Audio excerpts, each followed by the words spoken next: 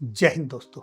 आप सभी का स्वागत है आपके अपने सैनिक वेलफेयर यूट्यूब चैनल में। दोस्तों, केंद्रीय कर्मचारियों के वेलफेयर के लिए 15 दिसंबर से कई महत्वपूर्ण नियमों में बदलाव होने जा रहा है और ये बदलाव तुरंत ही रक्षा मंत्रालय की तरफ से सैन्य कर्मियों के लिए भी लागू करने का ऐलान हो चुका है। तो साथियों, ये क्या बदलाव है, क्यों इसकी जरूरत पड़ी, कहाँ से ये खबर निकल कर आई, आइए देखते हैं डिटेल में।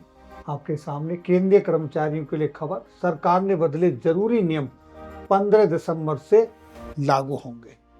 इस तरह की खबर तमाम पेपरों में छपी है आज, और आप देखिए एक एक करके संक्षिप्त में मैं आपको ये बताता हूँ कि क्या है परिवर्तन, कैसे होने जा रहा है। पहले सेना की तरफ से देखिए क्यों इम्पोर्टेंट है, किस लिए ये खबर निकल कर आई। आपको पता होगा कि जितने भी सेंट्रल गवर्नमेंट के एम्प्लॉय हैं वो CGHS स्कीम के तहत और सैन्य कर्मी रिटायर्ड ECHS स्कीम के तहत जिनको मेडिकल फैसिलिटी दी जाती है, सुविधा कैशलेस, जहाँ जिनका कोई खर्चा नहीं होता, वहाँ पर आपने भी कई बार फेस किया होगा।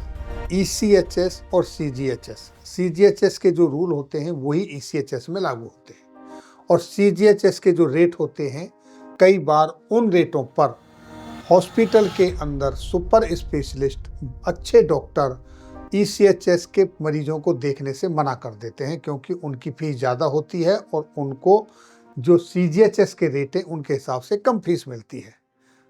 लेकिन जब वही पेशेंट हॉस्पिटल में एडमिट हो जाता है तो फिर वो सभी डॉक्टर इलाज करते हैं और सब देखते हैं, लेकिन OPD में विशेषकर मना कर देते हैं। ये चाहे वो दिल्ली हो, मेरठ, गाजियाबाद या फिर आपका कोई जम्मू, गुवाहाटी, कोई भी हॉस्पिटल हो, ये समस्या हर जगह पर है। अब इस तरह की समस्याएं ना आए, इस तरीके से कुछ और सुधार हो, तो CGHS के रेटों में बदलाव हुआ है और उसकी कुछ कंडीशंस लगी हैं। अब आपका जो इलाज होगा, वार्ड में किस में आप एडमिट हैं, शहर में कहाँ आप एडमिट हैं, उसके हिसाब से आपका बिल बनेगा, उसके हिसाब से आपकी जो खर्चे हैं वो तय होंगे। तो क्या है, कुछ मुख्य मुख्य बातें मैं आपको यहाँ दिखा देता हूँ जो परिवर्तन हुए हैं। आप विशेष कर जब आप यहाँ देखेंगे, देखिए ECHS में पूर्व सैनिकों और उनके परिवारों के लिए एक बड़ी खबर आई है। ECHS के इलाज के दामों में अब बढ़ोतरी कर दी गई है, यानी कि अब उनको दाम, इनके रेट बढ़ा दिए गए हैं। तो अब आपको शायद जो डॉक्टर मना करते थे वो देखने लगे। तो ऐसी उम्मीद है अब ये जो बढ़े हुए रेट है, नई दरें, ये 15 दिसंबर से लागू हो जाएंगी। 15 दिसंबर से, यानी कि सिर्फ 4 दिन बाकी हैं। और अब पूर्व सैनिकों, उनके परिवारों को इससे क्या फायदा मिलेगा? OPD, भर्ती का इलाज, दवाइयाँ और बिल वापसी, सबके दाम नए हिसाब से तय होंगे। पहले की तरह कैशलेस इलाज की सुविधा वही चलती रहेगी, कैशलेस ही इलाज चलता रहेगा, लेकिन अब अस्पताल और शहर के हिसाब से तय होगा आपका खर्चा कि आप किस शहर में इलाज करा रहे हैं, किस अस्पताल में इलाज करा रहे हैं और किस वार्ड में इलाज करा रहे हैं। इससे तय होगा आपका खर्चा। इसके लिए कुछ अहम जो बातें हैं, इस तरीके से देखिए, जो अहम बात है यहाँ पर आपके सामने है। बड़े और उन्नत अस्पतालों को 15% ज्यादा पैसा मिलेंगे। शहरों के हिसाब से नया सिस्टम बनेगा। बड़े शहर टायर 1, टायर 2, टायर 3।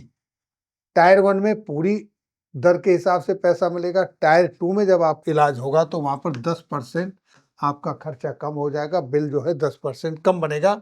और टायर 3 के जो हॉस्पिटल हैं, शहर हैं, वहां पर आपको 20% आपका बिल कम लगेगा। 20%, यानी कि एक पेशेंट अगर आपका दिल्ली में इलाज करा रहा है, सेम वही इलाज अगर वही पेशेंट आपका पूर्वोत्तर, लद्दाख, जम्मू कश्मीर, किसी रिमोट इलाके में इलाज कराता है टायर 3 में, तो उसका जो बिल बनेगा वो 20% कम बनेगा खर्चा। यानी कि अगर यहाँ 1 लाख रुपए का इलाज है तो वही इलाज वहां पर 80,000 रुपए में होगा। इस तरीके से, जैसा कि आपको मैंने अभी जिक्र किया, पूर्वोत्तर क्षेत्र, जम्मू कश्मीर, लद्दाख, ये टायर 2 में रखा गया है। अब यहाँ पर सबसे बड़ी बात आती है कि ये वार्डों पर भी इस तरीके से बिल बनेंगे। जनरल वार्ड वाले मरीज को 5% कम दाम का बिल बनेगा और सेमी प्राइवेट वार्ड में जो दरें निर्धारित की हैं उस हिसाब से बिल बनेगा। लेकिन अगर प्राइवेट वार्ड में पेशेंट एडमिट होता है, अगर मरीज का इलाज प्राइवेट वार्ड में होता है तो वहां पर 5% ज्यादा बिल बनेगा। अब यहां पर कंट्रोवर्सी हो सकती है। क्यों? डॉक्टर जहां 5% ज्यादा बिल बनेगा, जहां पर उसको 5% ज्यादा विजिट का चार्ज मिलेगा, तो वो वहां ज्यादा जाने की कोशिश करेगा, उसको ज्यादा अटेंशन देगा। जहां पर उसको कम 5% कम मिलेगा तो वो शायद वहां कम हो। यहाँ एक कंट्रोवर्सी हो सकती है। देखते हैं आगे क्या होता है।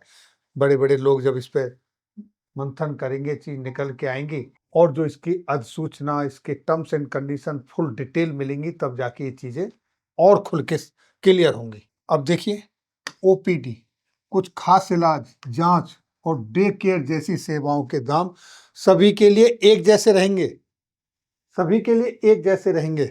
लेकिन जब एडमिट होंगे तो उस समय ये परिवर्तन होगा। कैंसर के जो इलाज हैं, ऑपरेशन पुराने ही दर पर रहेंगे, वहां पर कोई परिवर्तन नहीं होगा। लेकिन जो कीमोथेरापी है, रेडिएशन है, उनके दाम नए दर के हिसाब से होंगे, बढ़ी हुई रेट के हिसाब से होंगे। और दाम लगाने का तरीका क्या होगा? उन्होंने एक एग्जाम्पल दे के समझाया कि सेमी प्राइवेट मान लीजिए ए है, तो जनरल वार्ड में ए -5% और प्राइवेट वार्ड रूम में ए +5% ये जो खर्चा होगा, उस तरीके से ये बताया है। अस्पताल मरीज के कार्ड में दर्ज वार्ड के हिसाब से बिल बनाएंगे। अब आपका जो बिल होगा, आपके कार्ड में जो आपको फैसिलिटी लागू है, आपको सेमी प्राइवेट रूम लागू है, प्राइवेट रूम लागू है या जनरल वार्ड लागू है, उसके हिसाब से आपका बिल बनेगा। ये बदलाव क्यों जरूरी था?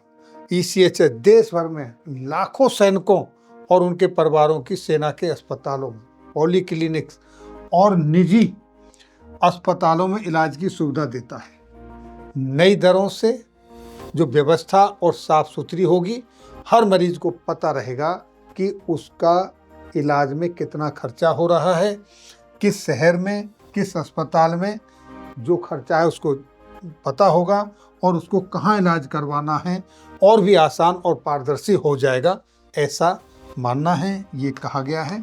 तो ये जो परिवर्तन होने जा रहा है, ये 15 दिसंबर से होने जा रहा है और 15 दिसंबर की मिडनाइट को जितने भी हॉस्पिटल उन्होंने करार कर रखा है, एमओए जिनके साइन हैं, वो सब निरस्त हो जाएंगे।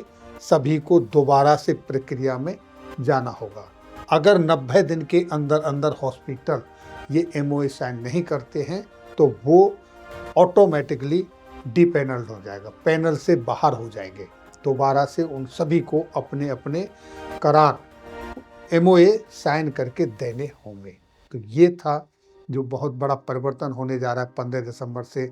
सीजीएचएस, ईसीएचएस, सेंट्रल गवर्नमेंट के जितने भी केंद्रीय कर्मचारी हैं, सैन्य कर्मी हैं, ईसीएचएस लाभार्थी हैं, उनके संदर्भ में बड़ी जानकारी। फिर मिलेंगे आपके वेलफेयर से जुड़ी किसी अन्य जानकारी के साथ अगली वीडियो में। तब तक के लिए जय हिंद, जय भारत।